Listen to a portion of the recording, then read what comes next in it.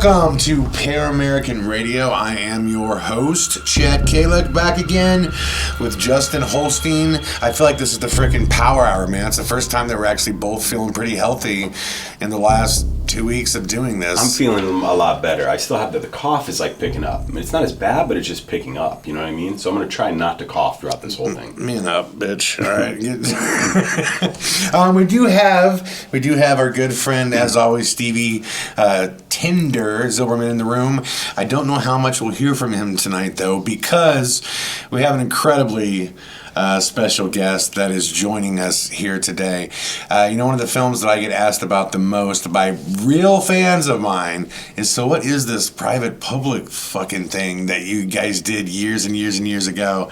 And every time someone asks me that, man, it honestly puts a smile on my face. I mean that when I say it, because I think about our guest. Mr. David Burns is with us. What year did we do that? Oh, 2000, 99 or 2000. It was 99 bleeding into 2000. Yeah. For those of you, I'm sure he hasn't even thought about this for a long time. For those of you that are watching, if you recognize this gentleman, he was actually on The Real World Seattle at a time where The Real World was actually still an experiment and not a fuckboy show.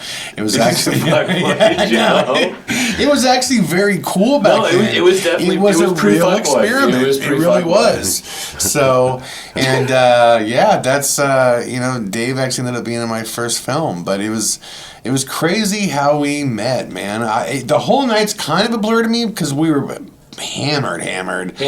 But as I told you before, we met, I was a huge fan of the show. My wife and I both. We were a huge fan of The Real World, and I was a huge fan of yours. And I remember seeing you at a bar, and when we just got talking, and at that time you didn't know anything about us doing a film or anything like that at all. I mean, I didn't think I told you that. We just were bullshitting the whole night. You guys just hit it off, man. We went there to meet this other director friend I knew, and we were having beers. You just ran into him. I didn't even know who you were at the time. I had to kick it with Big Sexy. Yeah. It just went down like that. You guys surprised the shit out of me, though. Like, when that happened, obviously we have a conversation, you get to know each other, everything works out, and then all of a sudden you guys, Hustle Simmons just literally just forced this film into reality from virtually nothing. You had nothing to work with. It went from a conversation, we get along, next thing you know, I'm in this whirlwind of you guys making a film, and you literally brought it to life. And the crazy thing is, we sold it to Showtime. No. Look, man, the only failure of the whole thing, honestly, I'll say it was Dana Altman's shit direction. Outside of that, slam dunk where I came from. Yeah. In Iowa, middle of nowhere, never done it to raise that kind of money to bring talented people together. There were some that lacked talent, but nonetheless, a cast that people knew. The film gets done and gets sold to Showtime. Just think of the logistics. Think of the logistics, shooting in the middle of the summer in Nebraska, getting this disparate collection of talent. You guys were doing 3-hour drives all the time, right? Constantly. Major drives that you were doing. I was an absolute unequivocal psycho at that age. Right? Oh, so you were a madman. Yeah, you were. I think of some of the stories. But you know what, dude? You were a madman with a fucking heart, and that's what I loved about it. You had a heart, dude, because you didn't have any reason to believe. We didn't pay you a lot to do that. No. I mean, at that time, off the back of the Real World fame, you were hustling enough side deals to make easily. You made way beyond what we paid you. We didn't pay you shit. You kept answering the phone. I got the same thing. I think I got the same thing. It was just, listen, I come from humble beginnings, and I respected the hustle. It was Hustle Simmons, baby. It was just it was. I was they're getting it from the middle of fucking nowhere, and Iowa, and just making it happen. I can't believe we got it done. I mean, listen, think of how many pitfalls you guys had. You guys got punched in the gut multiple times. I remember one time for a hotel bill, I was whacking hamburgers every night. It was something went down. You guys had I think it was a graduate degree on how to make something happen. But think if you didn't do that, right? So that was if you're setting. If you the fact that you did that at a young age, it was normal for you to overcome major obstacles with no resources and find a way, right? And so that was your operating system moving forward. If you didn't have that, it's. I say that all the time. The shit we went through before we ever shot, plus shooting, Plus the aftermath. Like, it's not like you went home and shit got good. Shit got worse. Yeah, you know what I mean? That, like, I remember doing voiceovers and like... I mean, it was just so painful. You know, when that film started, the day it started, and we bought tickets for some of the people to fly out a year later, the last of the money was to buy some of those tickets, and that was it. And we were completely broke. And I remember you had moved to Omaha to try to get Dana to stay on top of this so he wouldn't drop it. Special flag. And they called me. I moved into his office. No bullshit. Yeah, no, I moved into his office. I was like, you ain't avoiding me. You took a lot of money from us. We're making this movie. That's great, baby. I literally brought a bag of clothes to North Sea Films. I was like, I'm home. And he was like, what the fuck are you talking about? I'm like, that's where I'm living, dog. You know, I'm like, I got 6 people at my place. My wife ain't dealing with it. Like, I'm here. You know, because I wasn't letting him out. That dude took so much of our development cash, which we all know what the fuck that means these days. You know, yeah, I mean, it was literally like I moved into North Sea Films. He could not conduct business without me hovering over him. And he couldn't get me out of there, so it was just like, I'm here to make sure this film gets made. Yeah, you know what I mean? It was some gangster shit. You know, I had a phenomenal time making it. I mean, I had times where I was like literally naked in the Council Bluffs cemetery candy flipping, looking for my wallet, or like in the middle of a tornado on top of the hotel, like while the storm's coming in. Like I mean, yeah, it's not like it was void of fun. It was fucking riot. I used to go to this all-black club in downtown Omaha. Like I used to go after hours. It would be crazy. We roll with drug deals. I remember someone tried to mug me on California Taco on 32nd Street, and the kid was trying to mug me. I was like, "You're doing it wrong, buddy." Wow. Because there was like mad gang activity back then. Oh yeah. Omaha, it was insane. Oh, it was insane back then. This like 13-year-olds trying to mug me outside California Taco. You know, I remember too. That was kind of the height of your fame, right?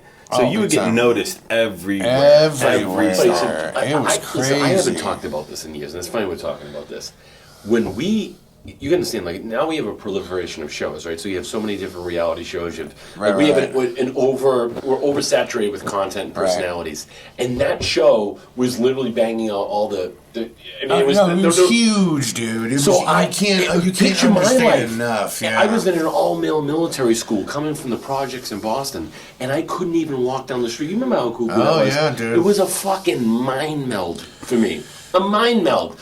I'm so happy that I'm still alive. That happened, but like that can really fuck with someone's head. Oh, yeah. Well, just to give the audience some I don't think people get famous like that anymore, like that, like because it wasn't much competition. Well, that's it. To give the audience who's listening some context here, just to be clear, so we're not losing you guys. I had a film called The Private Public. I wrote. I didn't know how to make movies, but I knew that I watched the movies and they had people in it that people knew. And I didn't want just anybody. I wanted people that I liked. I was a fan of Dave. Met Dave in Chicago, and to say that Dave had fame that time again, I mean, it was literally on par with major movie star fame. Cool. Because you're right, there was nothing like it. The real world, let's be real, that created and started the reality TV buzz. This was, I think Seattle was the 3rd or 4th season, something like that, or 5th maybe. I mean, it was early, very early on, and I recognized that too. I remember long after the film was shot, somehow, when I moved out here, me and my father and I hung out with you down in Santa Monica. And I remember my dad could not believe how many people were coming up to you.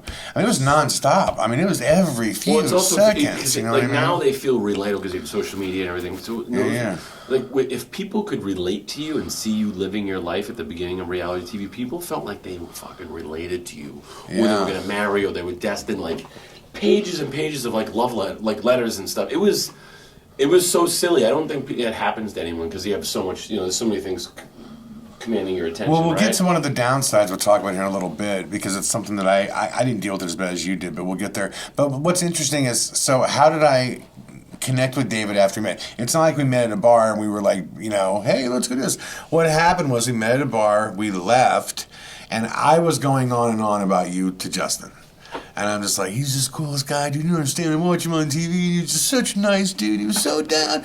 And I was like, man, I either you said it or I said it first. No, you said who he was. Everything else I didn't know. I went as far as him playing the role. Yeah, I started watching The Real World, and as I'm watching those episodes, I'm like, this dude could actually make Chad's character come off likable, because you were kind of like a likable asshole at the time, you know? You still am, buddy. Yeah. Still am. Nothing much has changed. Yeah. Well, so we had to get a hold of you now. So all I knew from the show is VMI. I knew VMI, and I don't know how I don't know how I knew about tennis, but I knew you played tennis somehow, and I just started at that time. The web was in its earliest infantile stages, City back right? then. You know what I mean? Like AOL. Yeah, exactly. It was totally. So it was just any reference I could find of anything. I looked, and it was Goose Eggs, and then I finally found some high school story that talked about you getting a scholarship.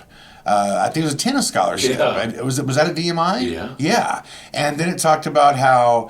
I believe your tennis coach was like your father. He like really replaced him. Right, he kind of took over for him, and they had his name. So I was like, oh, he's got to be in some town close by there or whatever. And all the while, Chad's calling me every 5 minutes to update. Like, dude, I just got a hold of this person. Are you fucking? I knew this. Are you shitting me? Yeah, no. So I ended up talking to Tom. Yes, Tom. And hell of a nice guy, was very forward with me, but just kind of like, look, I don't really know you. And I explained him, and he said, you should speak to his mother. And he gave me your mother's name. And then... Buddy, this is so old school. Holy shit. So then it's all coming back to me right now. I literally just stone called your mom, and I'm telling you, we must have spent 3 hours on the phone. We talked about your whole life, about everything, and she was doing what a mom should do. She was thankfully she was giving me a shot, and trying to do that wasn't crazy. Yeah. You know what I mean? Right. She was really feeling the situation out to see, like if I'm nuts or not, and essentially she had given me the number and said, I think she might have had a direct number too, but she said, you got to call this number, and they will essentially give you a message. Just to give you guys reference, I was at the Virginia Military Institute, and so when we can never have phones, computers. You can't contact a cadet directly. So when Chad called me, you call like the office. You basically call the front office. Yeah. And then someone named a supernoom, that's what they call him, supernoom, will come down with a green slip and say, call this person back, and then it would only be a couple hours during it's like jail basically. Yeah. And I could go out into a payphone and call you back. It's all coming back to me right now, dude. So all that kind of happened, and I finally got to the super guy you're talking about, and I called Justin and said, well, I left him a message. Let's see if he calls, And it must have been an hour later. That's when you called, and I was just like, "Holy fuck, this worked." You know how that is. In my life, like I haven't even talked about that time of my life in so long. Like that is the most raw. Dude, I'm telling you, it's a testament to your grit. I think grit's the most important thing that we can have. It's just like, people got talent, they got this, they got. If you just stay steady after something, you're gonna get it. Well, dude, that's grit right there. Yeah. The thing is. I talked a lot of game back then to get it, but I'll tell you what, all the shit I talked game about it. When I tell you that film was my life, that film was my life. Why do you think I jumped in with you guys? You guys literally, there's no big reward unless you risk it. You guys risked literally everything to make that movie. It worked out, and your first film you sell it to Showtime, bang. But it's not like you're in LA with like giant funders and so forth.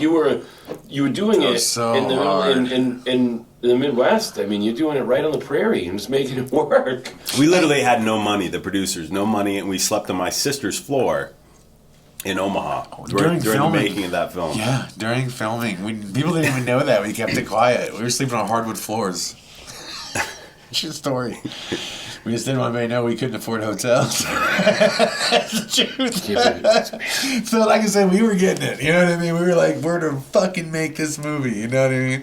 And, look, it's funny when I look back at it now, I used to watch it with such angst towards Dana. When I look back at it now, dude, I got nothing but love and a big heart. I don't know. The same shit, He's still right? in Omaha, yeah, you know? still. You know what I mean? Still be in the basket to catch the dollars for anybody that wants to try to dream big. You know what I mean? He just doing his thing. You know. You know what's funny? That the first person in was Jason. What was Jason's last name? Cornwell. Jason Cornwell. Right? Yeah. So we picked him up. He was the first person in. We took him to a restaurant. It was me, Chad, and one of Chad's friends, Clint, who helped raise money.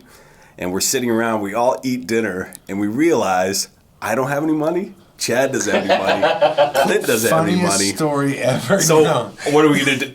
Gonna just throw the bill on Jason? Well, we're all sitting at the table, and none of us. This is how this goes down. None of us have said it to each other yet. So Clint's sitting next to me on this side, and Justin's on that side.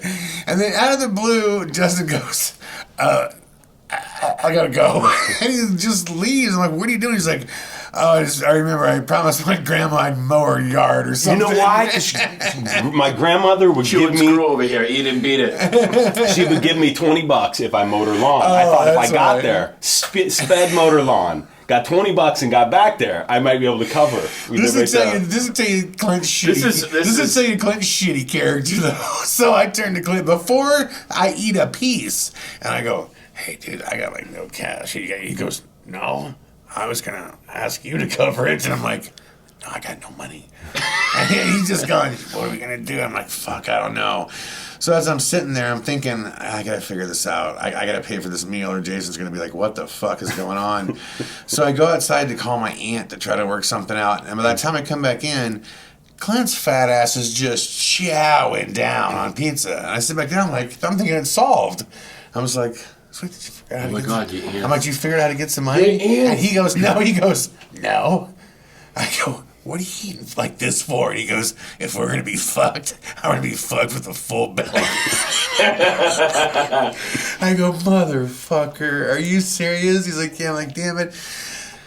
Went and called my aunt, and I was just like, "You gotta help. I need some help. I need some help." And I did mow the lawn, and I did get the $20. I just didn't make it back in time. Yeah, so I actually, Jason ended up. I basically said to Jay, "Look, I can get you back if you could spot this," and I got him back too. Yeah, he paid for it, but he was that kind of like behind the scenes, and it's very hard. It's very hard because like when you're doing it. That was a beautiful story. But can you just? I mean, obviously you were living it, but that's fucking terrifying. Like terrifying. I got one of my main stars here, and I literally can't even buy him lunch. I can't buy him a meal. Yeah, he's good. Jay was cool about it. Like, yeah. Well, the thing is, that's what like you learn so much about this early processes because at the same time, to the media, to other like to everybody, you have to present this image of like what is, and it really kind of forces you like to take that on. Like there's gonna be times in life where shit is hard and it ain't going your way, and you better stand like it is.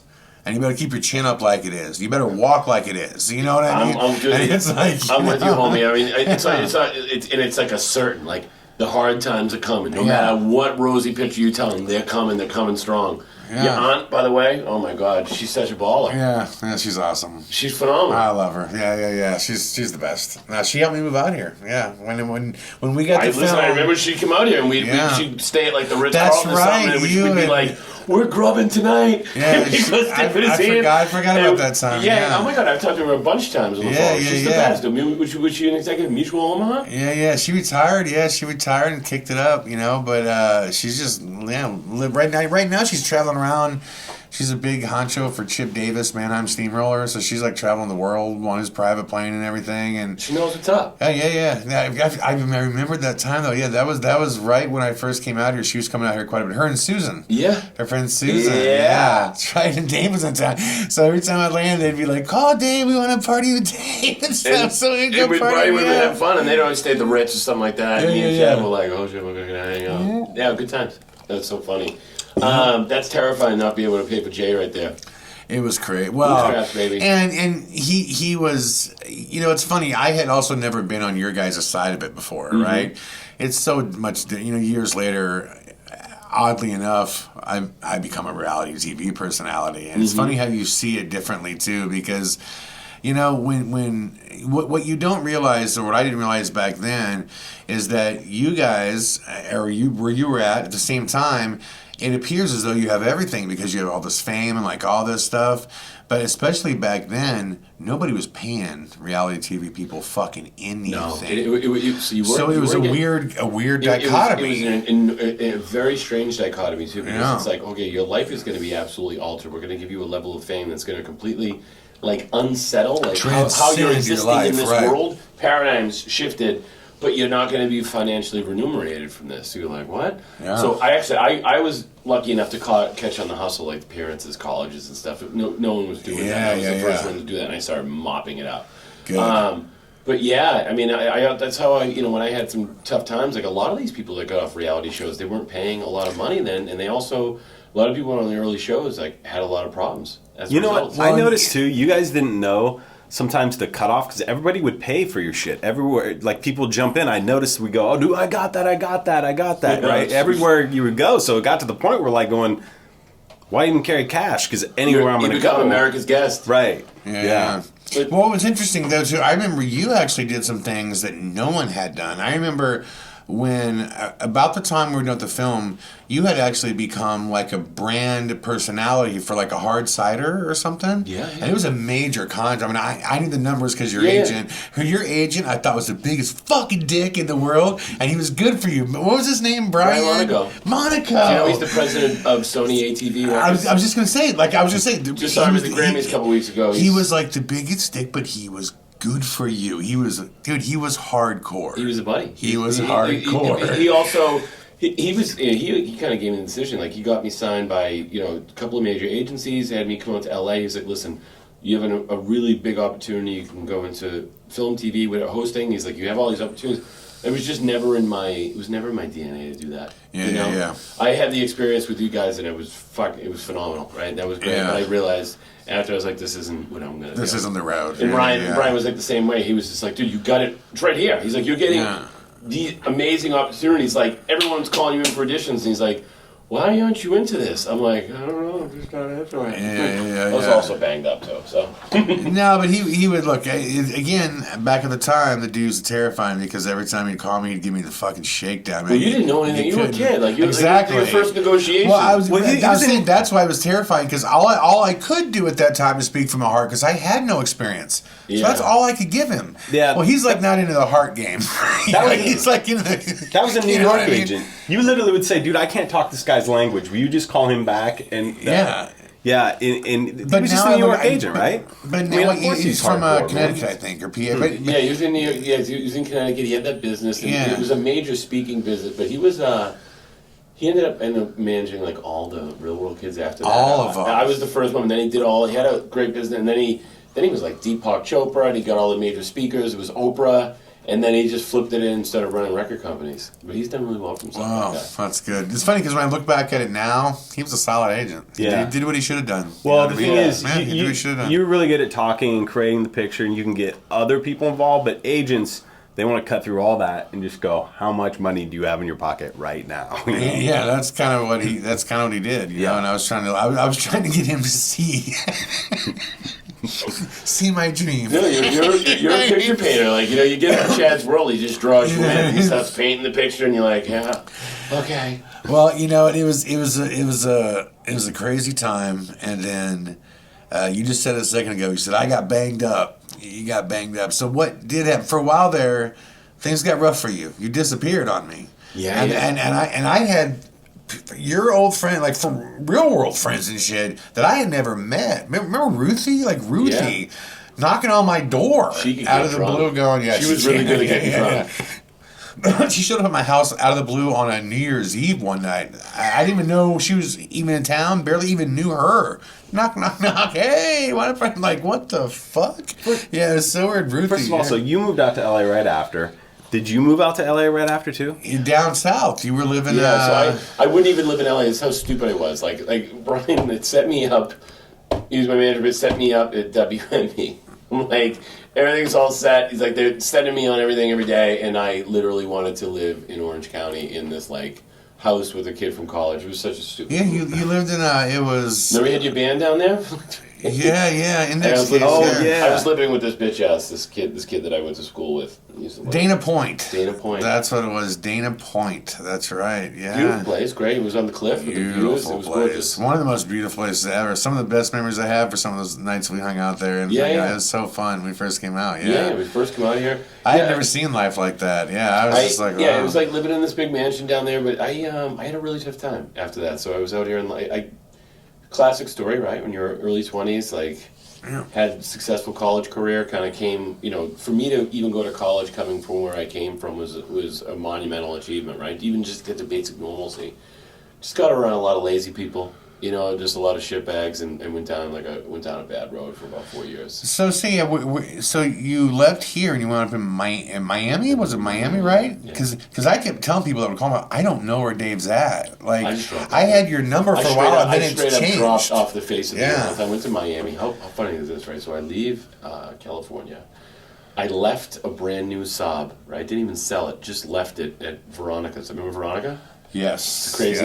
Yes. The little Latina, right? Yeah. So I left a Saab at her house, and I was just like, I'm out of here. I went to Miami. A good friend of mine owned Ocean Drive magazine. She gets down there. She set me up, and I was basically bartending at bartending. I'd never done it before. I was like, I just want to do something different.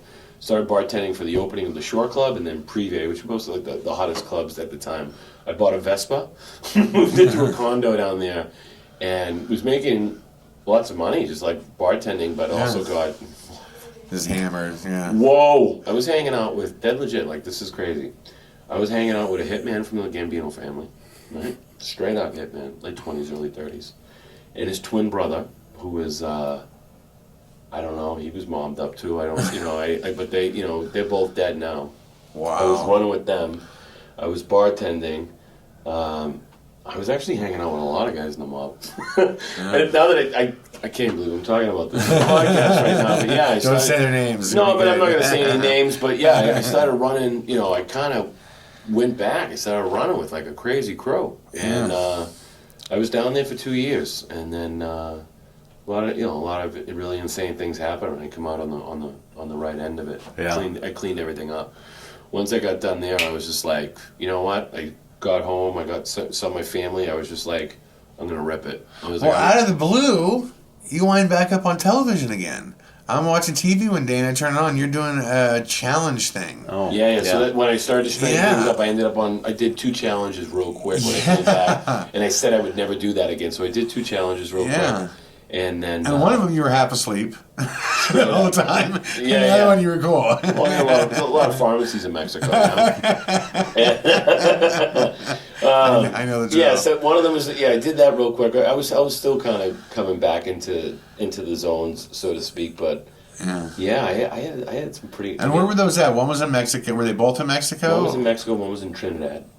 Wow, so on Trinidad and Tobago or whatever. Yeah, Trinidad and Tobago, one of the sleepiest places on earth. But yeah, dude, I swear to God, when I left California, I don't know if I'm ever going to do a book one day, but I mean, I'm not going to say it on a podcast, but some of the stuff that I was involved in or was around for that period, it's astounding that I'm still A, alive, B, that I even got to experience it. I'm like, how do you go from that off a show, off a show, right? And then, you film this movie, you're doing this thing, you travel in the world, you go to California, whatever, and then the next thing you know, you're with absolute, unequivocal psychopaths. Psychopaths that are like my guys that I'm running with every day. Riding around in a Vespa, dating Venezuelans. See, the thing is, because I know you aren't bullshitting at all. I know you, so I know, and I've just been around some people, so I get it. And you were wild back then, dude. I remember the way you drove, dude. You drove me to fucking Dana Point from Marina Del Rey. I've never, dude, when I tell you it was insane. This dude, first of all, I think he picked me up, he maybe had shorts on, and that's all. Maybe his underwear, I don't know. He decides to piss at one point, stops. Maybe he's been pulling the gas station, like right there, middle on the street, and just hops out and pisses. And people are all just like staring at me in the car. I was going, I don't know. I don't know what's going on, man. Like you were for that black car you had. You were cruising everywhere, and then out of the blue, you're like, we can't have a cop see me drive. I'm like, why? You're like, I have no license. I haven't paid for my license or something. I didn't have a license. Straight up, when I first met my wife, she had to drive me around. My wife is a very regal, beautiful woman, like very successful. Yeah. And I first met her, and she's like, you have to. I'm like, you have to pick me up. She's like, I don't have a license. I had to go to 14 states and go to court in 14 states because, like, when I was on tour with MTV, I would basically just rent cars and get tickets and leave them. So, I mean, this is how irresponsible it got. And so it ended up being like, I think I settled for $83,000 to get my license back at the end. $83,000 cash. Yeah. I still can't believe it. I look today, I'm like, oh my God, I have 2 beautiful children. I have a lovely wife. And we're going to get to that part. Yeah. I know, but I'm just saying. I want to show people how far you came. But buddy, I haven't discussed any of this that I'm discussing with you in so long. Yeah. It's like when I say, I almost forgot that this part of my life existed. Like the fact that I'm picking you up in a fucking Saab in my underwear and pissing in the middle of gas stations, probably went and shoplifted everything. Like, I don't even know how you would hang out with me. What you did right in the middle of one of the shooting scenes too. And I remember you got done and it was like a cut, zip, and you just. Oh, the private public. Yeah. Right in the middle of the scene. And everybody's standing there and Dana looks over at me like, what the fuck? It was I Am Spartacus scene. Yeah. So why would I was I an asshole in that set? I wasn't, right? Oh no. You know what? Like I said, Dave, and I mean this. You genuinely had heart. You would be an asshole until you would see that it would hurt me. Right. Yeah. And then you would stop, and you would literally like bro me out. You'd give me a kiss like a girl. You'd hug me, and you would genuinely mean it. And you'd be like, "Dude, I'm with you. What do I got to do to make this right?" You know what I mean? You would genuinely meant it. So it was. That's my type of dude. Yeah. You know what I mean? Like, trust me, man, my friends... Well, you guys had me playing an asshole. Yeah, you know what I mean? So, right. you were, like, pushing that the whole time. It's kind of like my wife hates all my friends for that reason. You know what I mean? It's just like, I like extreme people, you know? I have always liked extreme people, and that means what comes with them. You know what I mean? So I just felt, you know... Yeah, it was frustrating. You know, to be honest, Jay was more frustrating to me because Jay would see that you were hurt and really wouldn't give a fuck. If he was pissed, he was pissed. He would do whatever. You know what I mean? And I ultimately liked Jay too, but he was a little more difficult at times. At times, he seemed to really care and have his shit together. And I thought both of you, for what it's worth, I thought you both did a good job of the movie. You had no direction. Really you had no direction, dude. And you guys, as rookies, banged it out and were entertaining. People, Showtime bought it. Yeah. You know what I mean? Yeah. Everybody I know who's ever seen it has always said the same thing. The dudes are actually good. You sold. You know what I mean? You sold your first movie. It ran 4 years on Showtime. Yeah. People used to freak out all the time. Like, I saw you last night. It's crazy. That's phenomenal. And congrats for doing that too. Because when you look back at it, it's like it was really a pretty sick achievement that you guys. I mean, you really did it with nothing. Well, dude, thank you for taking. I mean, it was a chance at that time. We had everything to lose, or no one knew us. So we had nothing to lose in that sense, but like we were nobodies. Like you had fame at that time. You had options. You had a lot of stuff you could have done. And I knew at that time people were also throwing movie roles at you guys to do other, indies. Yeah. And your butt, I always forget his name, I'm sorry, the VMI. Nate did a bunch of like indie movies, tried his hand at that. He was trying hard. Yeah. He was going hard in the paint. Right, he was really trying to do it, yeah. So, and a lot of real world have since been in different films here and there. Glenn, was in Reality Bites, right. I mean, had a part, Yeah, I stayed in touch with Glenn. Oh, yeah, we've done events at Glenn's place, man. Where's he live? He lives in Philly. He got some... Still in Philly. Yeah. Loves dirty Philly. Yeah. Philly, I think, is one of the dirtiest cities ever. Yeah. It's the only city in the United States that has fucking dumpster pools. Do you ever see what they do with dumpsters? They'll have like a big dumpster and they'll put a tarp on it and they'll fill it with water and they'll drink and eat in there. I'm like, that is so fucking Philly. I can't even deal with it right now. There's certain things that are so Philly. I'm like, you have a fictional boxer and he's your fucking hero for your city. You ever see Bill Burr when he shits on Philly? Yeah. Oh, he's like 9 minutes. Like, it's the best. But like, Philly cracks me up. I know, being from Boston, like, we love to shit on Philly, but it's a great city to shit on. You came up in Boston at the same time as the Wahlbergs and stuff? Or? They were older than me.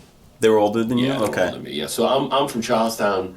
They're from Dorchester. So both inner city neighborhoods, but Dot it's on the other side of the city as us. We got a burger at their place when we were there last time. How was it? Got a burger. Irene, It was a burger. It's a burger, right? Yeah. You know what I mean? I was on A&E. They were on A&E. I was like, fuck it. They got a burger joint. Yeah. You know, they list there's got government cheese on the burger, you know. That's their little angle. It's pretty funny. So, but no, man. Yeah, no. I always wanted to thank you because we wouldn't be sitting here had that not happened. I mean, things oddly. I will say this about the movie. I think we all did feel some weird mission, like we were supposed to be there. You know what I mean? Like I remember when we did show up, everyone was so excited. That was one part that I was just, I didn't expect it. Because it was so hard for us to get it together. Yeah. I thought people were going to show up all bitchy and people were pumped. When we got on set for that movie, people were fun. It was you were rooting like there was. You guys weren't faking the funk. It wasn't like you were trying to act like something different. You were like, we're bootstrapping. This is everything we got. Yeah. So when you're invested emotionally with someone, like think about that at any time in life. If someone's like emotionally invested in someone and they're all in, right? And they're being. You guys you had a lot of integrity here. I mean, you probably had to fake the funk in a lot of ways. So, you're sleeping on floors, et cetera, et cetera. But for the most part, like that. You guys delivered on everything that you did. You paid everyone on time. Absolutely. You got it done. Well, and a lot of people don't do that. You know what I mean? So you did everything, even though it was straight up, literally bleeding you to get it done. So I think everyone's gonna believe it. I remember that day one though. It was a little scary when you and Jason came up to Chad and I in the lobby and were like, "Hey guys, here's what we're thinking, man. All the dialogue. I don't think we should do any of the dialogue we should just make it up, like do it in our own words, throughout the whole thing." And I'm like thinking. Well, we got to shoot. There's I really said that? Yeah. What a fucking... I mean, that's not even rookie, but that's just borderline retarded. Well, I was trying to explain, you do a shot here, then you do a cutaway shot, then you do a close-up, you know what I mean? And if you're making it up on the spot, how would you know exactly what you said? You're embarrassing me right now. It's recorded right now. The fact that I even said that to you. You guys were both on board. You were jazzed about it. I know, but that is so stupid. Do you remember the amount of fucking women that you had trying to get back into your room that whole time? It was insane, dude. Yeah, it was. I have never seen that many women try to get at a dude. There was some crazy. It was crazy. That Crown Plaza, there was some crazy stuff that went on up there. It was crazy. I mean, I wonder. Now I've since toured the country with the rock band. I've seen a lot. Yeah. I would put that up with most shit I've seen. I mean, that was just like, this is crazy. Like the madness around that film at that time in that town was crazy. We had a lot of fun. You know what I mean? Hey, you know what was really good? I always remember? Craft Services was the shit. Who was cooking that food? Yeah. She was laying it down. There was some days she would lay it down. She was an older woman, right? God, well, what's her name? Yeah. She was a local cook that was hired Local on. cook that just laid it down like straight up bomb Americana. Yeah. She brought it. Like there was some love. Because she was making some smacky mama chicken. Like she was bringing it. You know, I never asked you. I know this is kind of a long time ago. Knowing you, and afterwards you said, "Listen, I have this big time agent that had me at WME. Like, you can go anywhere you want, do whatever." Wasn't really into it. Like, didn't really want to do it. Did my own thing. Years later, and I'm just saving. How you met your wife and got married to your children, because I know I have a child. He has children now. How the fuck did you wind up on MTV? You just don't seem like the guy that would do it. Was it like your boy was doing it, so you did it, or like what? I was coming back from a tennis tournament, right? So I was at App State, right? So App State had the Southern Conference tennis tournament in the finals, right? And I was in the finals, and I was coming back with one of my coaches, and we get to wear civvies, so civilians, right? So I was wearing regular clothes because you never wear it on post at the Virginia Military Institute. Long story short, we stopped in Richmond to get some, I think some custard pie and some burgers, something like that, before we went back. And there was a long line at a bar. And everyone was dressed, this is the late 90s, so it looked like everyone was trying to get on 90210, right? And I don't get to see girls, so I was like... Oh, you met your girl, that's right! So listen, so this is what happened. So I saw this long line of girls up there. And I was like, I'm gonna get my hustle on. I was just like this, and I was just boom, just literally went up and started spitting game to girls in the line. I was just like, at that time I was like, can I just get a number? And like, because I can't see them. Like I'm on. It was like it was sort of like I was just throwing it out there because I hadn't seen girls in months, right? Yeah. So I run into this 30-something black girl, and I always thought she was absolutely beautiful, and I'm like 20, absolutely just laying into her like Hustle Simmons, and she's like, who the fuck are you, right? Yeah. So she started asking me questions. Where you from? What are you all about? And I was like, what am I, in an interview? And she was like, actually, this is kind of an informal interview. I'm from MTV, blah, blah, blah. I was like, what? Yeah. She was like, gee, we're here casting for the real world. And I was like, what's the real world? I had no idea. Yeah. Because I had been in all-boys schools for so long with no TV. And then every summer I'd been traveling abroad. Like the summer before, I had lived in Israel. I totally forgot that his relationship with her was the focus of that season. And then, so I had lived in Israel. I'd lived in Prague the summer before. And I'd always been training. So I was like completely out from the television world. And I remember her looking at this guy, Billy Rainey, and like, oh my God, this kid literally doesn't know the real world. And they were like, we got a kid from the projects in Boston in a southern military school with 2 different color eyes. Let's wrap it. So she was like, well, I need your information. I'm like, oh, I don't have any. I'm like, you can call my school. And so, long story short, it started like they had to go to state government, to like congressmen to get permission for me to go on the show. Wow. Like they really pushed. So Nathan didn't know? I introduced Nathan to the whole situation. Oh, because I was like, hey, I want you to be my roommate. Because he lived in Prague with me for a semester, the year before. And he had an interesting, compelling story, but like VMI was in the news because we were just accepting women in, it was. Yeah, that's right. And it was crazy, man. Like I didn't even have to go through the casting process. They straight up casted me that day, and they were like, "We're getting him no matter what." And then they had to go through hearings and stuff. Mary Ellis Bunham, the founder of the creator, her father actually had gone to VMI. So I didn't know that. So she had this she hated me because of the Kira thing, and so Kira was the head of casting, and she was an executive producer, and through the process, we really got along well, and I was like flying out to meet her during the casting. I didn't know anything about the casting. We actually kept it very separate, kept it very separate. But yeah, it was a crazy thing, man. I tried to keep it a secret. Well, and for those of you that don't know, on the show, I just remember this as I was asking you, this relationship came out on the show about halfway through the show. I told her not to. She was just like, I was like, don't do this. I was like, don't put this on TV. She basically broke the veil. She did. Wow. She did, and came out and kind of crossed that line. It's like, look, I'm the casting guy. I'm with him. I don't want to do both anymore. You know what I mean? Yeah. Oh my God. So this became like a centerpiece of the whole. She was a wonderful woman. I don't think I was emotionally even. You were young, bro. Close to being mature to deal with her. She's a really intense person.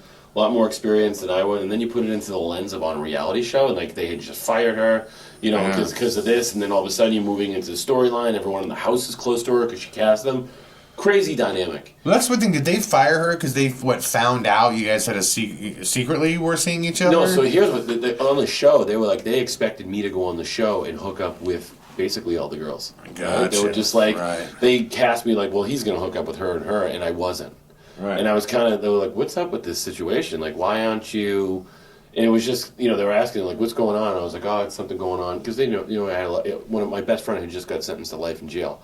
So when I was on the show and I was like, oh, it's my friend, I was just lying. And she ended up spilling they got to the bottom of it. Yeah. And she spilled the beans. I wouldn't do it. I kept lying to him. I was like, no, something different. And then, all hell broke loose.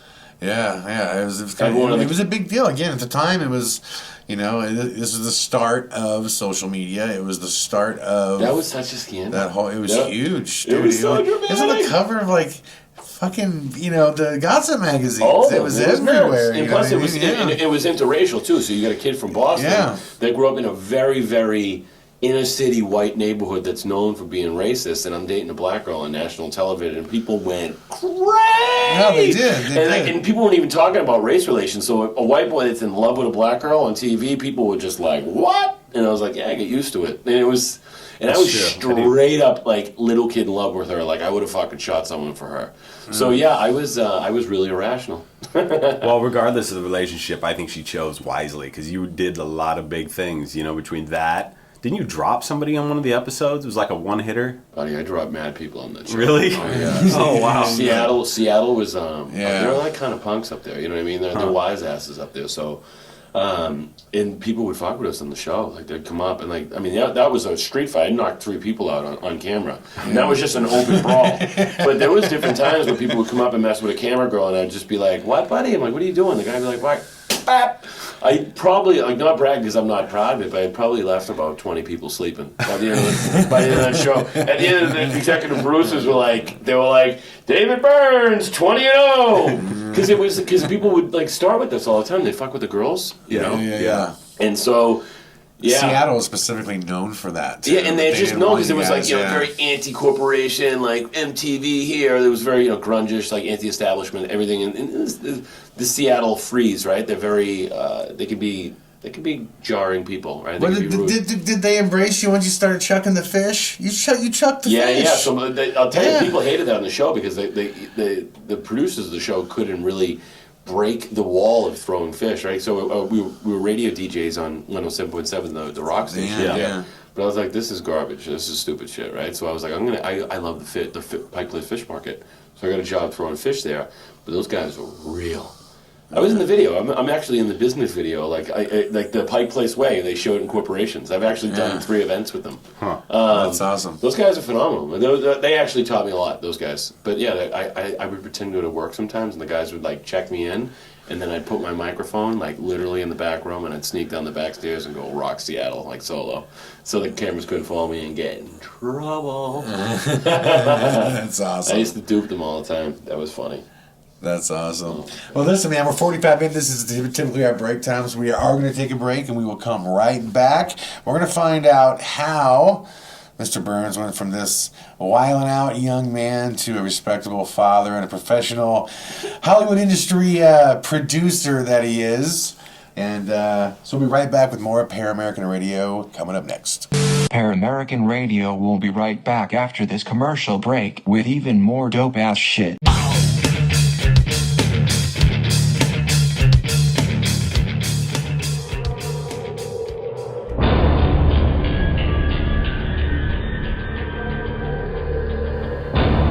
In a distant land where magic is as real as the rainbow, in a place where nature exceeds imagination, a paranormal investigative team led by a man named Craig Powell has captured something on film, something that will change the world.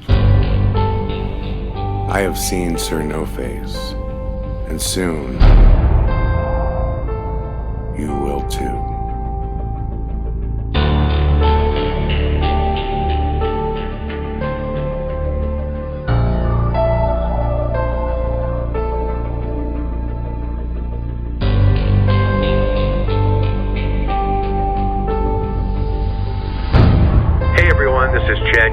Director of Sir No Face. In the next few weeks, we'll be announcing 2 brand new screening events for Sir No Face.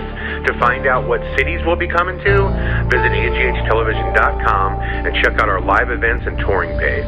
Thanks so much for your support, and we'll see you soon. And we are back with more Paramerican Radio. Our good friend, Mr. David Burns. It's crazy sitting and going through the stories. It really is kind of a mindfuck. I mean, it's like I was just outside thinking about just the times, man. Jeez, it has been a long time. That seems like a lifetime ago. It really does. I'm in awe at the memories, the capacity to retain memories and clarity of that period of time, because it's a long time ago. You guys told me a couple stories, and like these pictures I'm looking at, just rushing back. I felt the heat in my face. I'm like, oh my god, these things really happened. Yeah, that's the best that they really happened. That's what I was just thinking outside. Man, this all really went down. It always feels like that on a movie set, though. Everything. That's what I loved about it, man. With the first movie I worked on, Twister, I felt like it's like when you get in a great novel and you get to live in that novel. And you know what I mean? When you get to that last page of that great novel you're reading, you're thinking, oh man, it's over. Yeah. Oh God, is there another sequel? Is there something else I can read of this? Agreed. But you get to live in it, and then when the last day comes, it's like, wow, it's over, man. Yeah. R.I.P. Bill Paxton. R.I.P. Bill Paxton, indeed. Yeah, I know. That's crazy. So, look, man, from there to here, you and I went our ways for about a decade. Yeah. You know what I mean? And then through a mutual friend who we've had in here, Corey Moss, we hooked back up. What has been going on, man? Like, how'd you get here? So I was in Miami, and I extricated myself from that situation. I don't think it's really good to hang around with mobsters and murderers. Usually, it's not good for your health, right? Right. I went back to Boston for a little bit, and I went and did those 2 challenges, and I said this will be my last hurrah, right? And I was like, I did that, and I don't know, something just clicked in. I just.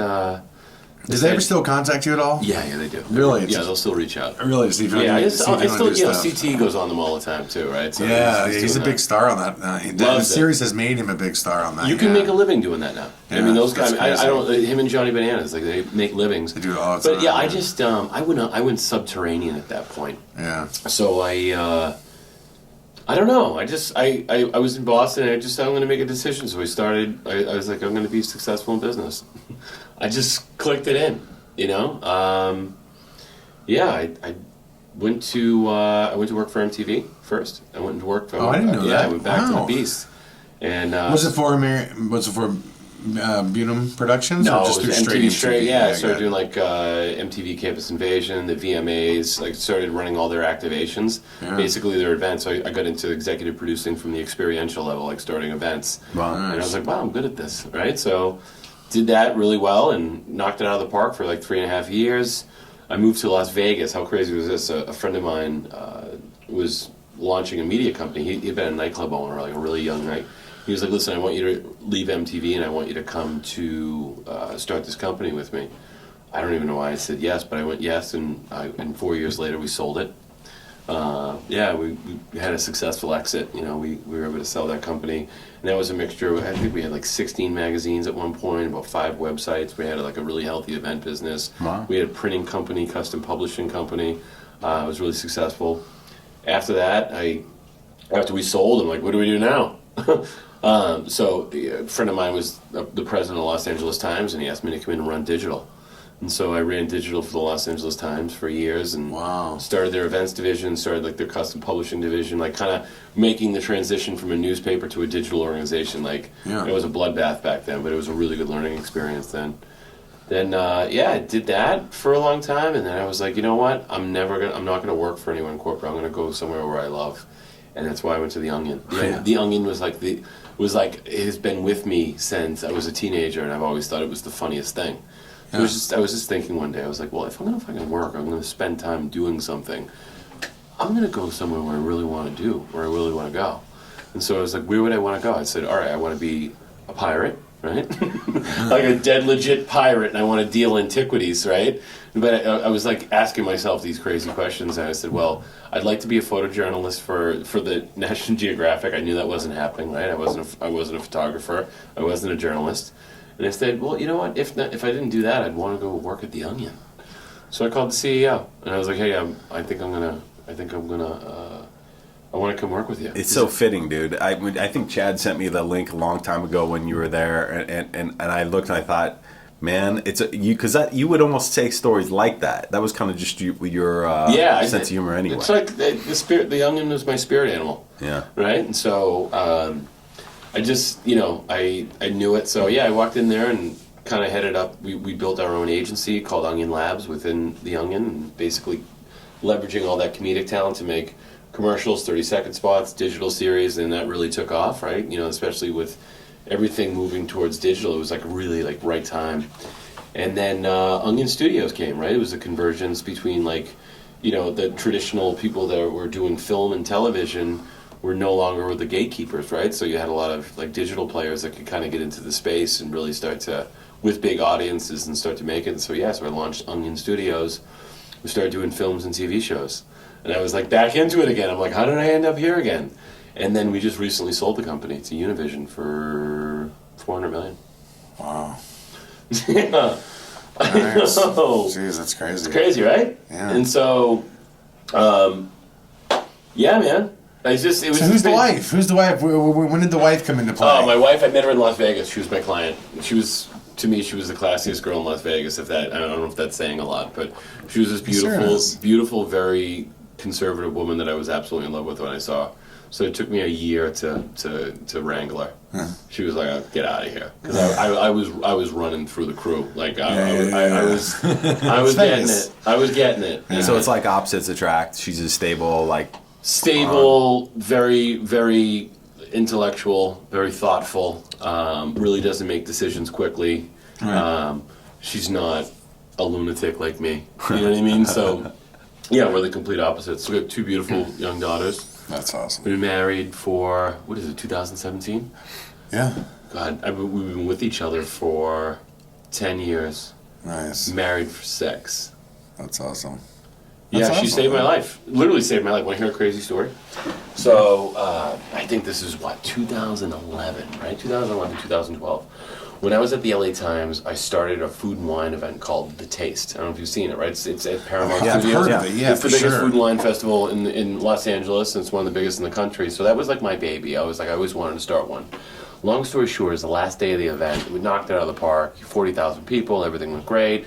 I was like, it's about time I have a drink. So I went up there, and I was literally having a couple of glasses of wine, and one of the food vendors, not to be named, had lasagna, like this beautiful lasagna, but you pick it up with a toothpick, right? Long story short, the lasagna's so good, I keep eating it and fucking mowing it. What happens? So one of these motherfuckers literally cooks 2 toothpicks inside the lasagna. Oh, no. I didn't know. Swallowed 2 broken toothpicks, goes into my gut, perforates my colon, punctures my large intestine, my small intestine. I wake up in the middle of the night, pissing shit and blood poisoning, completely septic. But we have no idea what happened, so they're bringing me to the hospital. They can't find anything because it's wood. When you're doing CAT scans, MRIs, you don't know what's going on. All they know is my belly's out here. I'm turning different colors. I'm starting to lose vital signs. Long story short, they lost me. I died. Like my wife was like, "He's fucking dying," and I remember I was swimming with my hands. And every time I would swim with my hands and come to the top of the water, I could breathe, and then I would get quiet, and I would literally go back. And I could, and like my wife was saying, she was watching me going in and out.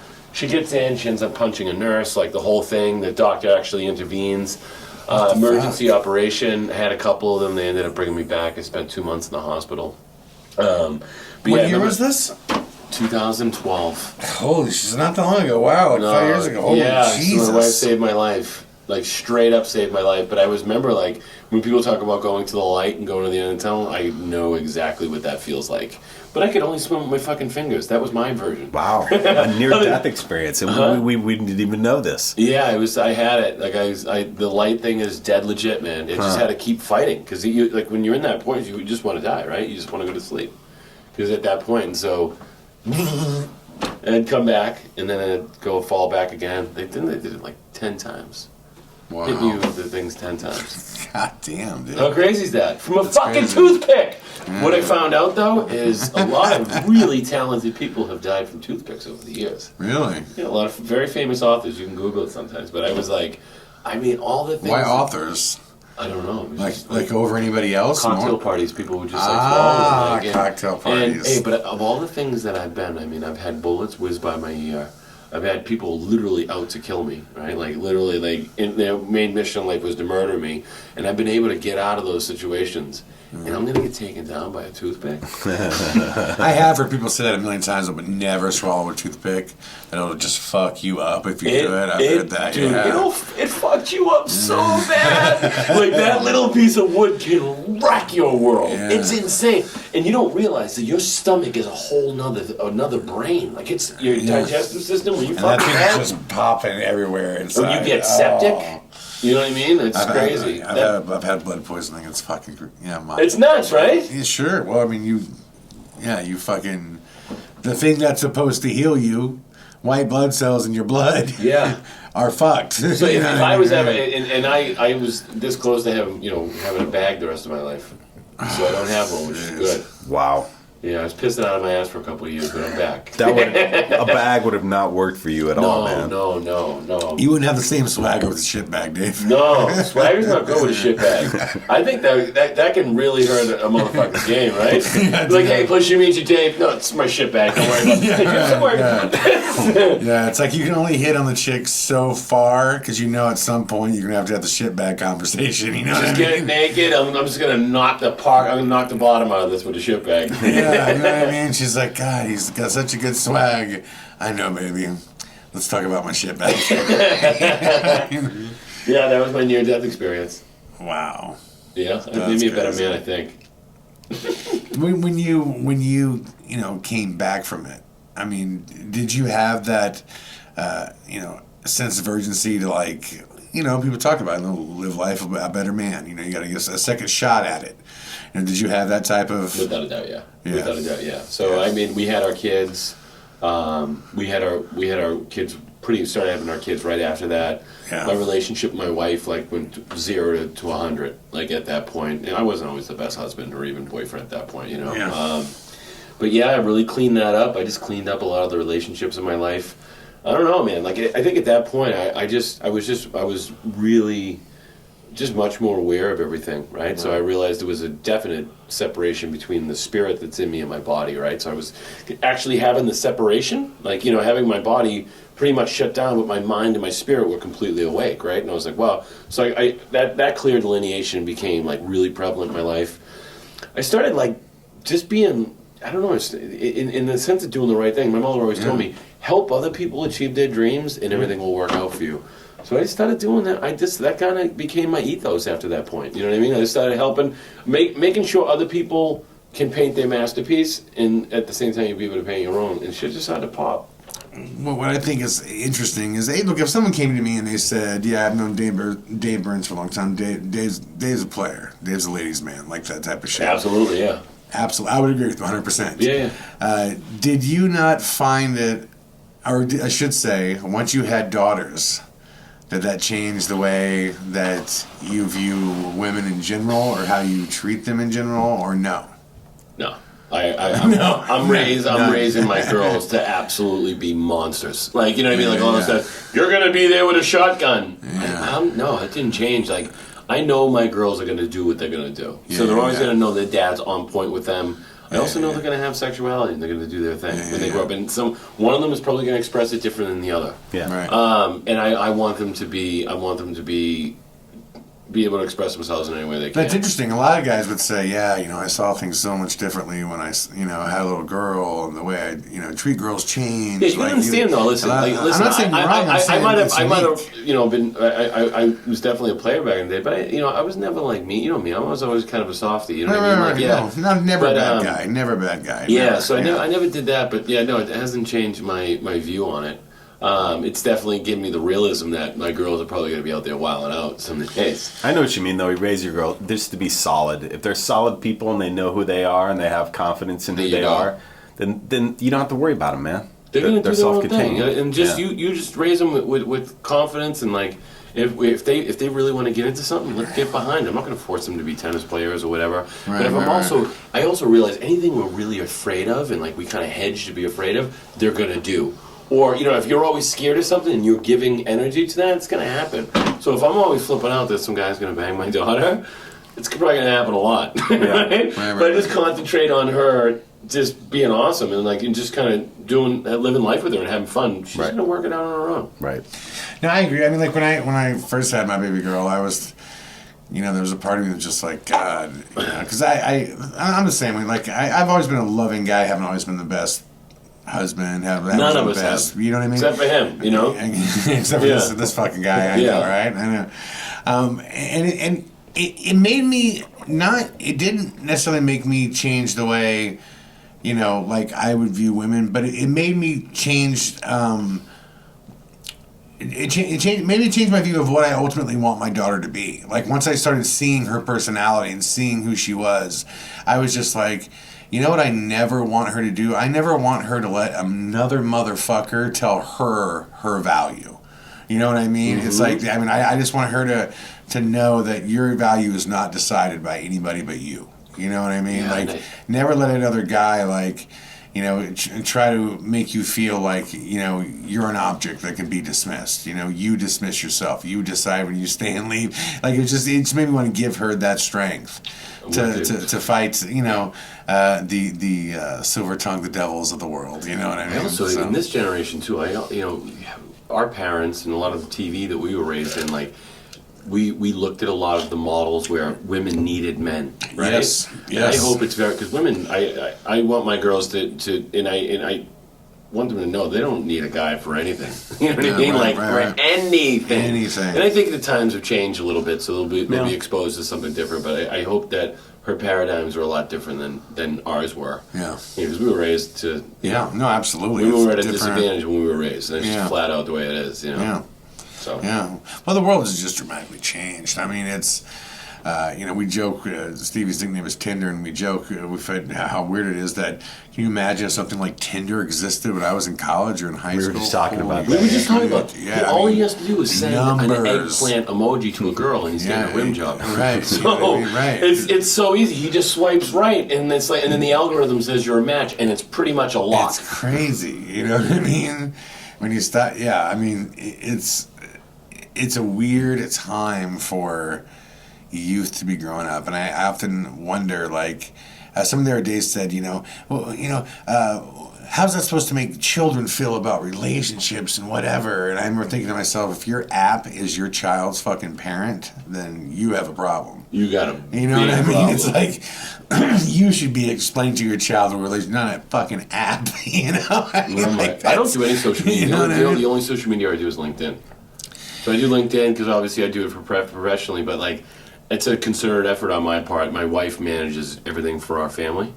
Because listen, I'm human. If I was on it, it's not a productive use of my time. I don't really need it. Yeah. I use it for nothing personal. It's all about awareness for our business and stuff. But personal, in fans, my friends like text or call. You know what I mean? Or like, you know what I'm saying? Yeah. You know what's funny, man? You know what I mean? It's like you didn't even need to really chase girls. You had such a big personality that they would just come in. But yeah, I also got fucking lucky. Come on, I was on reality TV before there was reality TV. And it was shooting catfish in a barrel. Like, you know what I mean? So don't get it twisted. True. Yeah, it was a layup for me. What was it like before there? What was it like? Well, I guess you were in the military, so you didn't have a lot of opportunity. Oh, buddy, right? It was. He was dropping soap and fucking up to the elbow. I was absolutely taking it in the balloon knot. So listen, I had no access to women whatsoever, and then to get out and like have everyone know who you are. God! Listen, when I got back off the show, I was in Morocco. So when the show ended, I was like, "You beat. It's a wrap." I went to Morocco and lived for 4 months. I studied over there. I studied French and Arabic. I got off the plane in LaGuardia. I mean, in JFK, and people were like, "David!" I'm like, "What is this?" Yeah. Talk about your mind being blown, and then next thing you know, like, I'm in a three-way like the next night, and I'm just like, "This is good." Like it has changed dramatically. Yeah, life's good back now. Wow, life's good here in the States. Hey, you mentioned him earlier. Did you know that CT dude before the show? Yeah, I've known CT since he's been a baby. Would you guys like grow up together or something? Same neighborhood type of thing? I could tell you a crazy CT story, but I'm not going to tell you. Like I hear he's a rough kid for real though, right? No, oh he's no, a sweetheart. Really? His brother was one of my best friends who was. He's the one who's passed away now, right? He was murdered. Yeah, he was actually working on a house. I bought some land in Vermont, and I was flipping some houses just like a long time ago, and CT was doing it with me, and I hired his brother Vinny to work on it, and he actually got murdered during that time. It's crazy, right? Got stabbed, right? At a bar? Shot. Wow. Shot, yeah, by a bunch of rednecks, but he was doing some crazy things too. So both of them are phenomenal athletes, like NBA, NFL level athletes. CT is like a monster, yeah. He's like Gronk. He can like windmill basketball, dunk basketball. He's super fast, very coordinated. His brother was a phenomenal athlete. We grew up in the same housing project.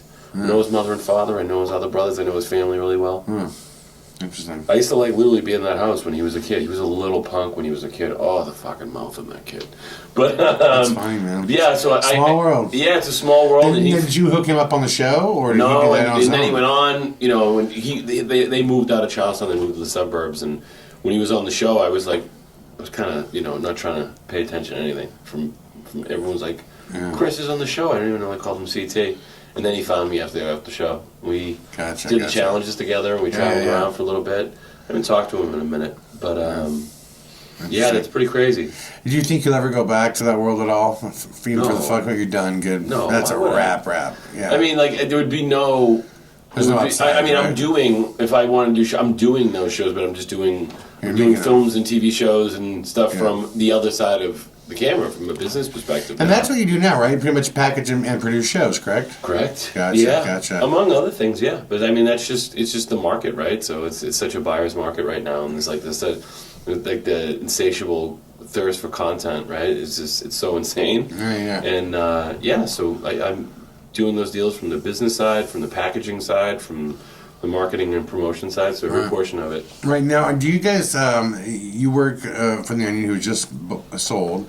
Now, is The Onion, are you a full-on production entity, meaning you're just going to have original programming that you guys are making? Yes, like anybody else? We partner with people, we're doing the 3 pictures with Lionsgate. We'll have a production partner on Serious Business, the guys who do At Midnight, and a few other shows on Comedy Central. Yeah. And we'll partner with Lionsgate to do 3 films, right? Like 3 comedies. 3 comedies, right? Right on. We'll source some specs in town, and then we'll do some, obviously we'll source our internal talent and our alumni, because all the Onion writers, basically, that is like the bench for all the, like John Oliver, all the major late night shows. The comedic talent that you have through the Onion's insane. Oh, true. I didn't even think of that, man. Yeah, and then like some of our TV stuff, like we'll partner with another production house, and we'll do like an output, like a 10 feature deal with Netflix for us, because we also have the AV Club, we have all the Gawker properties. Univision bought all the Gawker properties, killed Gawker, but there was 9 sites.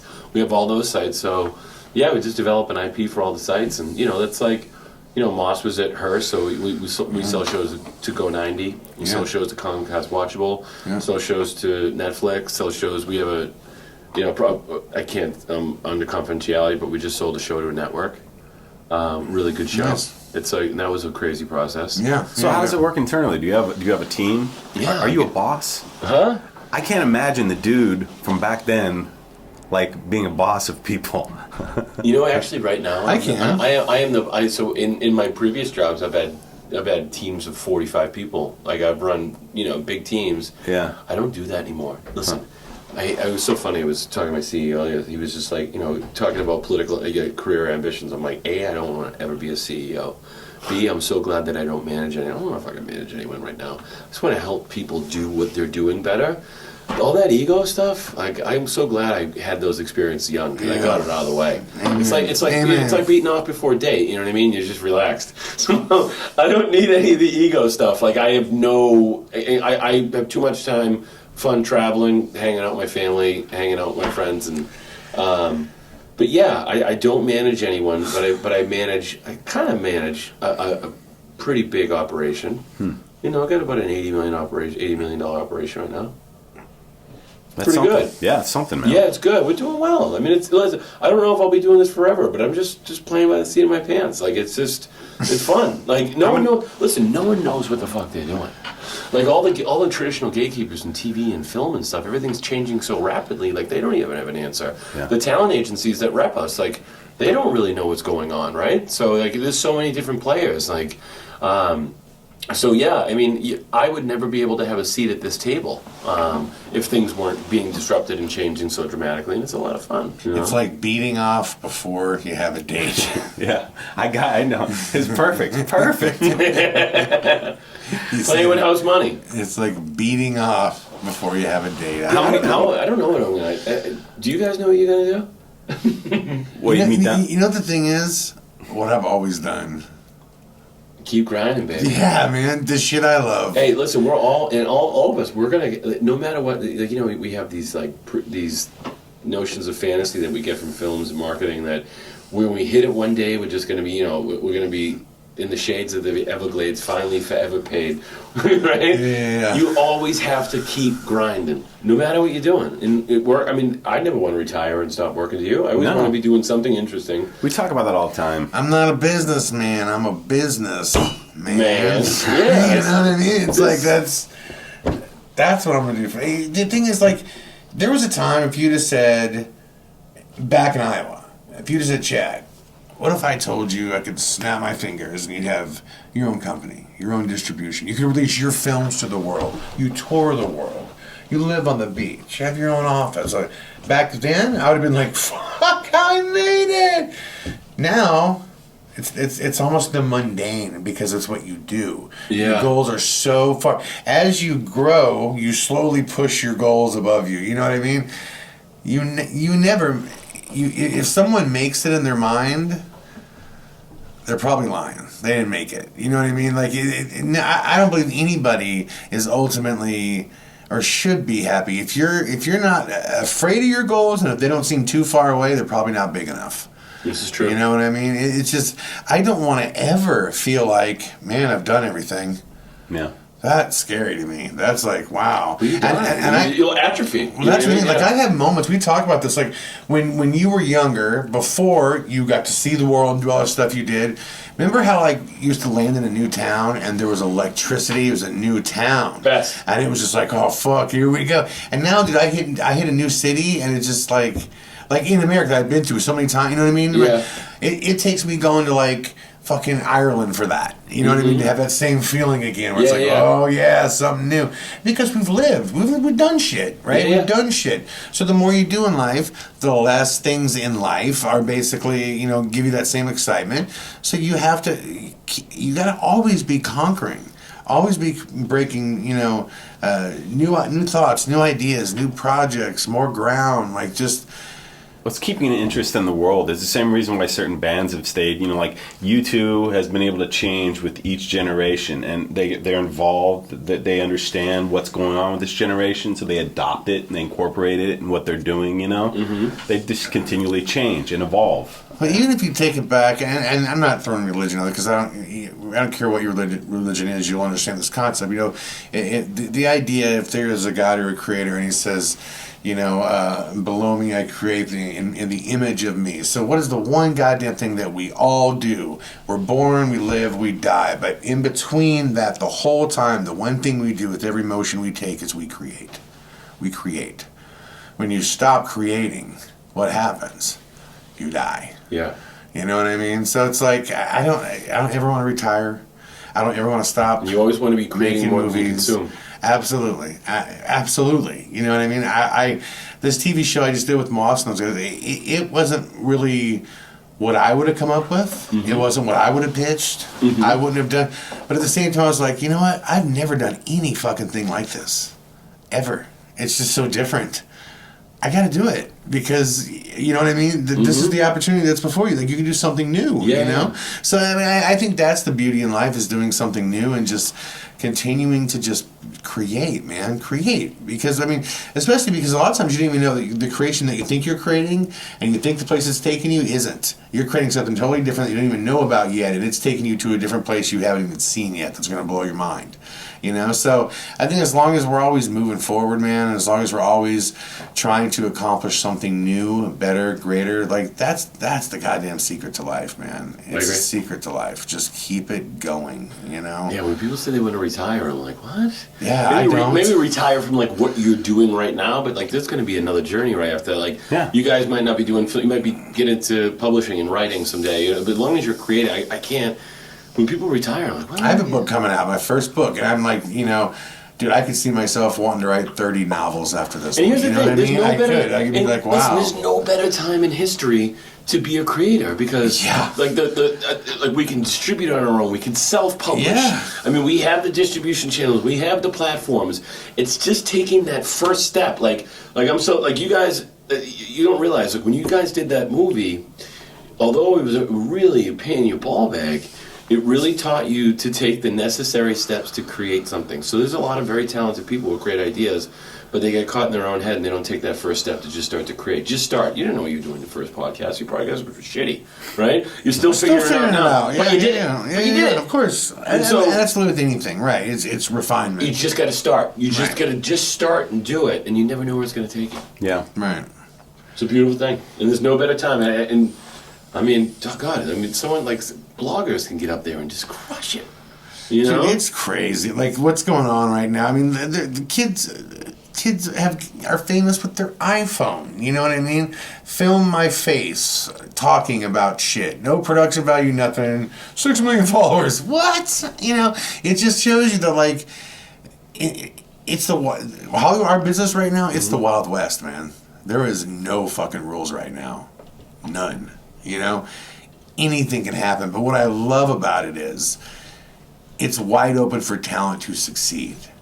Yeah. Like, it is wide open. Like, all the tools are out there where anybody can do something. And yes, there will be people that also get lucky. But those who are good, the stage is set to shine. You can get awesome equipment, awesome software, awesome people involved, like, and really showcase your talent at a time where you could not before. You could choose yourself. You don't have to wait and be picked. Yep. You know, am I going to get a deal? Am I going to get a distribution deal? Am I going to get a development deal? You can just go do it yourself. Yeah. It's insane. And that's what we did with American Ghost Hunter. We sat there, you know, my first, you know, we eventually did a distribution deal, but not before we moved shit tons of DVDs and did download screen 20, 30,000 units, you know what I mean, on our own. And we were like, what an awesome time. What an awesome time. Like, we're making a living off our art. You know what I mean? Like, and just because we said, here, you can come here and watch it, and they came. You know what I mean? Also, if you're good and if you do the right thing for the people who support you, right? So, you know, your fans, your audience, whatever it is, and you know, you don't shortchange them, right? You play for the long. You do it for them. You stay with them the rest of your life. Especially if they say you're bringing them quality shit and you're not fucking them over. You know what I mean? You're bringing them quality stuff, and you're going, here's a really either, you know, free, cheap, or easy. It's going to be one of those. You get to have this work.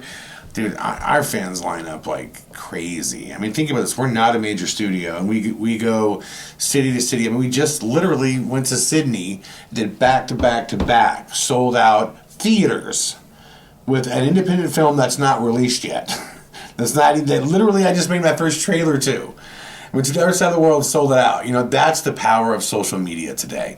If you told me a time ago, and before that, we did 17 sold out cities in the U.S. back to back to back to back. We're talking about selling out like the fucking, you know, what's the huge theater in Cleveland we were at? Wasn't the Agora? Agora, yeah. You know what I mean? Yeah, like filling in legendary rock rooms with people that are screaming like it's a rock concert to see Sir No Face. Yo, Cleveland, you want to see Sir No Face?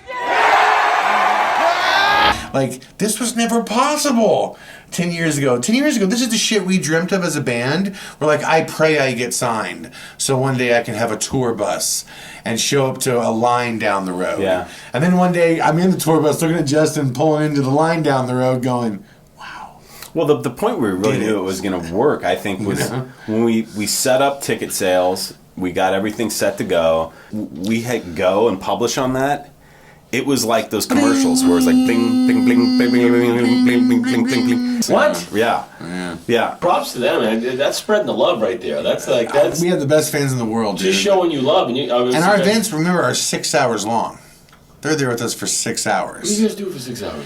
Well, at that time, we were doing a Q&A, and we were doing a meet and greet, a dinner. We had an evidence presentation, a short film, the feature film, a post Q&A, and then we had a ghost hunt type thing with VIPs. So they were like, I said it a million times, I wouldn't spend 6 hours with the fucking Pope. Okay, I wouldn't spend it with Bono. I don't give a shit. Nobody's taking 6 hours of my day. That's a nice chunk. Yeah. Right, and that's what they devote to us. So, like, I'm sitting here going, man, a lot of people say I have the best fans in the world. Like, we can back it up. You know what I mean? It's like we have the best fans in the world. They truly are, and they're cool. Like, we just don't get the weirdos. Like, I mean, we've had maybe one or two over the course of time, but like, literally, like, tons of our fans are friends that we roll in. We're like, see them in a new city. I haven't seen them since last time. Cool as shit. So when do you guys go back on tour? In August, we're setting up a world tour. 25 US, 2 Canadian, 8 Australian, 3 UK. Major, you got the Aussie love down there, huh? Big time. Yeah. Our first tour there ever, we sold out in every city. All 6 cities, coastal cities. Yeah. Yeah, we sold out in Brisbane, Gold Coast, Adelaide, New Zealand? No Melbourne. we want to go to New Zealand next. That we should probably build in like an Auckland. If you're there, you should do an Auckland, maybe Wellington, Christchurch. It's a beautiful place. Yeah. Like you just go bang that out. Yeah, no, I would love to. It's a 4-hour flight. We should do that. One of Just those right over beautiful the way. places in the world too. Yeah. Well, considering that great fan base, should we take Dave down the rabbit hole and give him some of the paranormal stuff? Let's do it. You want to talk a little paranormal? You want to talk weirdness? Talk to me, baby. All right, Stevie, take me down the rabbit hole, man. What's been going on? Let's let Dave hear how we do it here. What's up? All right, so I got a pretty bizarre one. So a Russian ex-cop tried to build a zombie army by killing homeless people and doing satanic rituals on them. So this is what he would do. He would find homeless dudes. He would say, like, hey, you want to come drink with me in the forest? Literally. And they would follow him into the forest, and he would kill them on this big stone table, and he would bury them. And then he would come back days later to try to see if they were zombies or not. I mean, it clearly didn't work. How many people? How many people did he kill? You know, it didn't give an exact number. Because you know that he's literally following the MO of Russia's biggest serial killer. There was a guy who used to just lead tons of people into the woods. He killed like 88 people. Wow. Gotta love those Russians. Everything crazy. And they have the best dash cams in the world, so you see all the crazy stuff in there. Yeah. And I was reading about like another story. There was a group of like 8 people that went around killing people, but they would stab them 666 times. You know, just weird shit goes down there. Russia's definitely a pretty occult place. Now, so this guy that they did it, is he arrested now, or like what's the deal? He's put away, huh? Yeah, exactly. And you know what? There's probably not so many details about it because it's coming out of Russia. You know, they probably they don't want to know how many people. Well, or maybe they just don't want to share it. Their media obviously isn't as free as our media is. So exactly. So ultimately, what do I think about it? Fucking weird. We live in a weird time when people are doing increasingly more weird shit. That ranks. That's up there. That's weird. Do you think we've probably been doing? I mean, obviously the paranormal has always been there, but do you think because we're hyper connected in regards to news and media and stuff like that, we're just hearing more of it? Yeah. I don't think there's more that exists. Yeah, I think you're hearing about it more. Okay. Yeah. I mean, I say that, but at the same time, maybe there is more because the web allowed the free expression of thoughts and ideas, right? That people exist. Like, for example, there was this case that happened, you might have heard about this, a couple of years ago, where the guy started advertising that he wanted to eat another human being. And a guy went on and basically said, I want to be eaten. And they, hooked up, and the first guy he met, he was pissed off as a joke. He met the second guy, and they became friends. Then they became, gay lovers, and they prepared to have the other one eat him, and which he did, and he filmed it. He put him in the bathtub. They, had sex, and then he basically gave him, meds to nod off with his permission to once I fall asleep. Yep, to kill me and then eat me. Nice. And did he cook him or? He cooked him. He also ate his little. Yeah. Ate the Peter. Cooked it. I hope he ate the ball back too. Well, later the police showed up. He just took him, showed him what he did. Said he didn't think it was illegal because it was consenting. He had written consent, had video consent, confession, both of them their own stuff, and obviously they threw the book at him. Yeah, that's getting weird, dude. If we get to a point where it's so PR that you can't be judgmental against people who want to eat other people. Well, what I'm saying is, that's the argument against, when you could say, there's not more going on now, it's just we hear about it more. Well, no, that was caused by what's going on now, the web. They were able to hook up and share ideas and do that stuff when they wouldn't otherwise be able to. Hey, quick, I'm going to hit that throw. When you're talking about the news, is there any particular geographic place in the world where you're seeing more paranormal activity as well as sort of extreme cases like this? Someone trying to start a zombie army. Are you seeing, is it... Not extreme cases, but what I can tell you that in general, there's more reported ghost haunted cases in the UK versus anywhere in the world. Yeah, okay, why is that? I mean, is it because... History. Huh? History. Okay. But I mean, you have enormous amounts of history in places like Bohemia and southern Spain. Right. Sure, Africa. And it's so funny when I hear about hauntings, it always comes from England. And there's a lot of structures from the 13, 14, 1500s there. So It's like deep from England, right? It's way deep. Same thing with Ireland. A lot of that has to do with Catholic culture, the religion believes in it heavily as well too. A lot to do with spirituality. Where you find places that are typically thick in Christianity, they're often thick in paranormal as well. Wait, because I had tons of it. I grew up in Charlestown, right? So I grew up in downtown Boston. It's also, you look at our graveyards. The tombstones are from 1648, 1650. And I had some crazy, crazy shit happen to us, you know what I mean, growing up. So I always wondered, that's okay. England, huh? And you're a believer, right, in ghosts? Oh, yeah. Oh, yeah. Oh, yeah. All right. Definitely. All right, what do you got next for us? Well, man, since you guys love ghost stories so much, check this one out. So this hospital in Argentina, it has this huge door, right? And the door's not electronic and goes into the concrete building. Check this video out. Ooh. Was this on Security Cam? Yeah, exactly. Well, look, you know what I think. What was the scenario behind this? Just Security Cam just caught this? Exactly. Huh. Well, look, man. I've already said this a long time ago. Once the paranormal veil comes off you, it's just like the new car effect. Once you experience something paranormal that's powerful to you, you now see it all the time. You'll start noticing things all the time. It's like when you get a new car, you notice everybody's driving the same car as you. It's not that everybody that day bought a new car. You know what I mean? It's like now it's important to your mind. Yeah. If you have something fresh that happens, paranormally speaking, it's now important to your mind. So it's going to be radar. It's almost like fight or flight radar. You know what I mean? You're looking for weird, bizarre things that happen. That could things like this happen all the time. That could possibly be the situation. I'd almost have to see that personally up close, like the judge. I'd have to see it personally. I'm not making a final judgment on this. Of course, I'd have to. What I'm saying is, there's weird shit that happens all the time in the world that goes virtually unnoticed.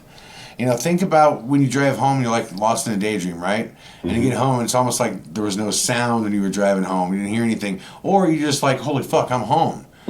Think how much you dismissed on that drive. Everything, the active world.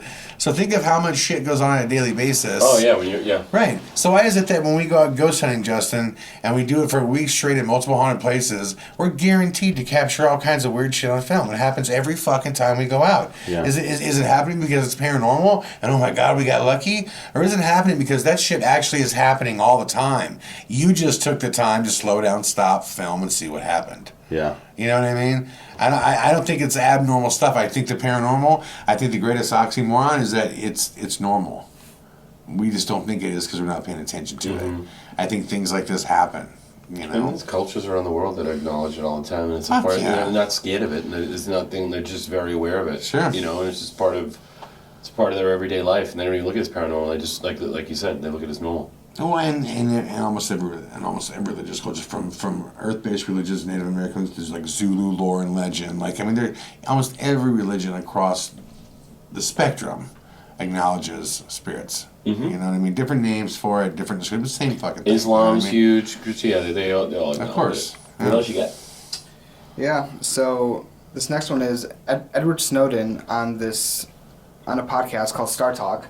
He went on and he claims, of course it's his opinions, that aliens are trying to make contact with Earth right now.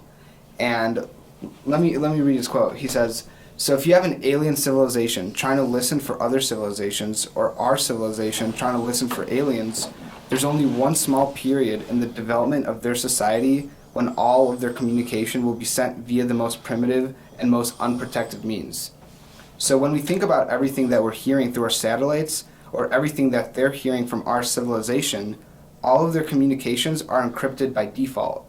So what we are hearing, that's actually an alien television show or a phone call, is indistinguishable to us from cosmic microwave background radiation." It's a deep thought. So he's basically saying that our civilization isn't evolved enough to have a baseline to understand what they're throwing at us, right? Yeah. The format that it's coming into us, we can't distinguish it between garbage or their lingo, right, what exactly. it is, right? And vice versa too, because When did he say that? About 4 days ago. ago. I think they're gonna have a fucking tough time even getting to our planet. Have you ever seen the belt of space trash that we've accumulated since the 50s? I mean, it's absolutely enormous. And I think our planet's almost impregnable. I'm not going there. I mean, it's massive, the amount of garbage that we have in space. Wow. It is. I didn't know. Yeah. I'll tell you what, I have one to end on, and we'll wrap it up because we're getting here. Just because I wanted to bring this out, and I want you to save the rest for the next one we got to do tonight. Before I came here, I came across a story that blew my fucking mind, and I am trying like hell to track down the photo, and everybody is. Are you guys? I assume everybody here is familiar with 4chan. Yeah. 4chan is a site, the website that literally gave birth to Anonymous. Mm-hmm. On 4chan, it's just a posting site, and they have their B where you can post anything, and every time you post, it says Anonymous next to it, and that's what the developers used to hang out all the time on 4chan. 4chan is also a heavy meme site, right? People just make fun of motherfuckers, almost, and that's all those those same square-looking pictures you always see with the writing, like they all come from 4chan.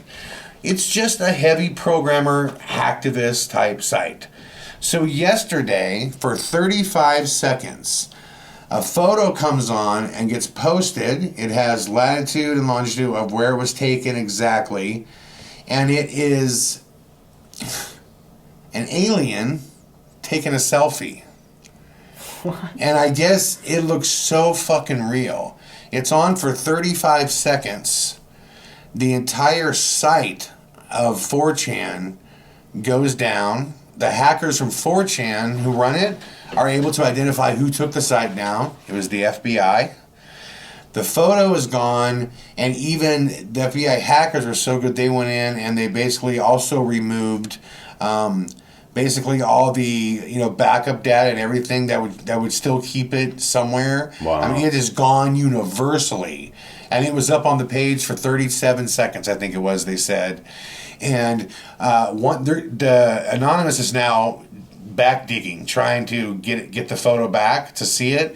And they have one version of it now. That's it. Just this one. Yeah, that's the one that Anonymous has as of now. And they said they're getting closer to finding it. And that is a corrupted...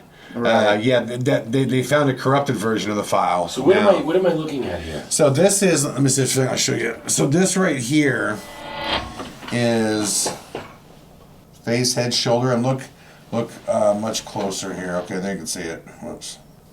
Well, it looks like the Predator, right? Like it's translucent or something. Head, shoulder, head.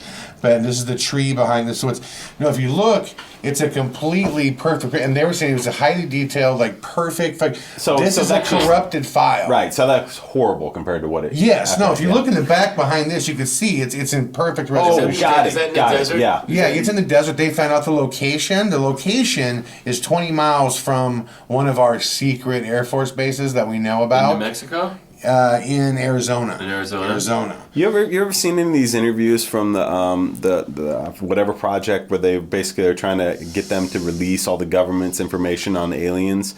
And they have interviews with guys who've worked on these bases, old Navy guys that know the Greys, had worked. The Whitley Strieber stuff was amazing. Like I read a lot of the Whitley Strieber because he was a Navy commander going through all that, and he wrote. You see a lot of the Navy people and talking about the Greys and. Yeah. This is what it said. This is people on 4chan that confirmed it was there for over 30 seconds. It said the alien's head was seen from the left side and it was looking to the left in the picture and slightly at the camera, almost diagonally. I did see the alien. Yellow scales, black eyes with small pursed lips. Thought it was a shill thread, so I didn't open it, but saw the pic. The AYLOMAO looked like it had scales all over and was dark in colors. Its eyes looked like dried up prunes and had human-like features, but much smaller in comparison to its head. So they're out there, trying to find this. So I will, you and I both, Steve, we should keep on this story and see if these anonymous kids can track it down. They're getting close. Like I said, they have the one that's corrupted. So that they think that but they've confirmed that. I mean, they took 4chan down. Yeah, I came back on. I don't believe it whatsoever, man. When I was back in high school, I was part of this forum called Something Awful, which is 4chan's enemy or opposite, whatever. And you know the basis of 4chan is trolling, is like fucking with people, and this is like the highest form of fucking with people. Well, see, I thought that too, but basically what this guy iWatch was saying is, no, it's not. It's the lowest form, because you would know. Obviously, look, they're fucking. The highest form of fucking with someone they're saying is when they don't know it. When they're doing something they don't know. And that's what they were saying. They didn't think that this was fucking because it would be so obvious. I mean, what's going to be the meme? Ha ha, you believed in an alien? You know, a lot of people believe in aliens that are weird. You know what I mean? Well, it's more so if that is true with the FBI, all that's what you should be more interested in. Yeah. Why would the FBI want to go in and take a picture? Well, fuck, if it's true, I want to see the goddamn alien selfie. You know what I mean? The selfie or someone took the picture? Yeah. He was supposedly the alien took it. Look, if it's an alien photo, man, I want to see the thing. Having said that, Dave, if we find the alien photo, we're gonna bring you back in and fucking show it to you, okay? I need it. I'm waiting for it. I can't wait till we get proof. I want you to come back sometime and tell me. You mentioned towards the end there, and it sets up a second return that you experienced some weird paranormal stuff when you were younger. Oh my god, yeah. And I definitely want to bring you back in and go over that. That'd be a lot of fun. Old school Massachusetts stuff. Dude, I fucking love you. You know that. I'm glad you're here. Listen, thank you for you guys brought me down to a serious memory lane. Like I think this might have been cathartic and some therapy for me tonight. I talked about some things I haven't talked about in over a decade. Seriously, yeah. A lot of great memories. I think it was a really good time. I love what you guys are doing right now, and just congrats on everything.